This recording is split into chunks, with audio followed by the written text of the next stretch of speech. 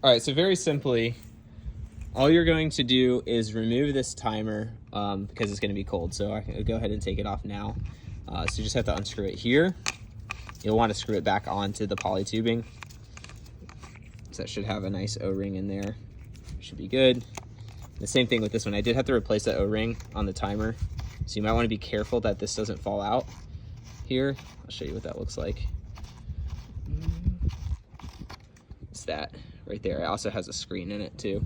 You don't have to have a screen, any O-ring will do, but a lot of times they do come with them. So all you'll do is you'll have your hose pressure on there coming out to this outlet here. So we added a splitter for you. So you'll have this on and you'll have this on here as well. So that'll be on and it'll hook up to your timer. Now the timer will hold back the water pressure. It's got its own valve in here.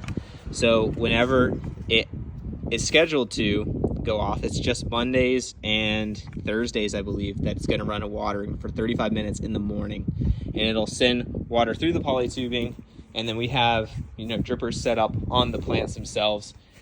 So should get everything watered and soak the bed. The plants that prefer drier things like the Delosperma, the rosemary, we didn't put water on because oftentimes we'll see those get overwatered rather than underwatered, and that's what causes their downfall. So yeah, super simple. You'll just put this back out whenever the temperatures are, reliably above freezing.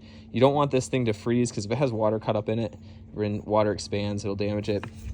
If you need to replace the batteries, it takes AA batteries.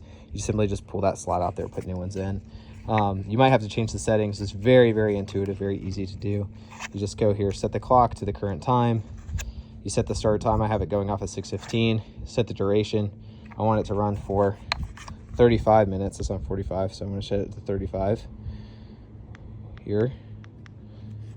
Okay. Run days, I've got it on Monday and Thursday. And then that's if you want to turn it off. If we're getting a lot of rain, you'll definitely want to turn it off.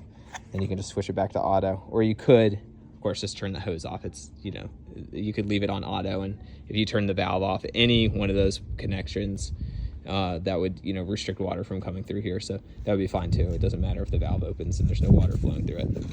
So that's it.